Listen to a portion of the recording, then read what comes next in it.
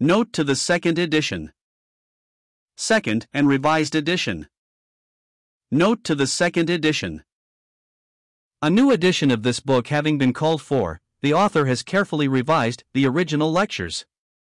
And they are now reissued in an enlarged form and in the order in which they were delivered to large audiences in Y.M.C.A. Hall, Belfast, during his visit to the homeland in 1927-28. Kilmarnock, Scotland, John Ritchie, Limited, Publishers of Christian Literature London, Hulbert Publishing Company, Limited, 7 Paternoster Row.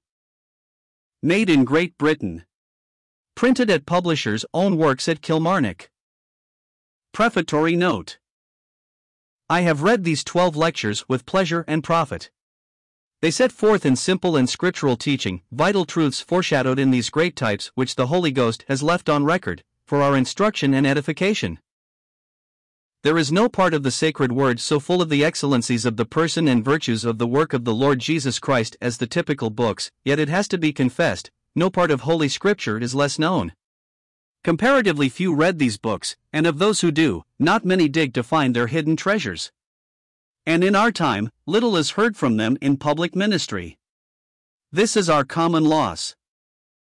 It is therefore with gratitude that we welcome these pages, and with confidence that we here commend them to the Lord's people. This book contains the substance of what has been given fully to interested audiences of hearers in parts of America and Australia.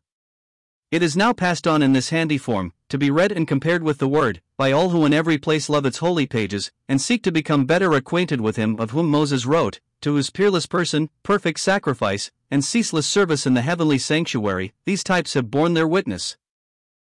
May the book be well-pleasing to the Lord, acceptable to his people, and a means of blessing to all who read it. J.R.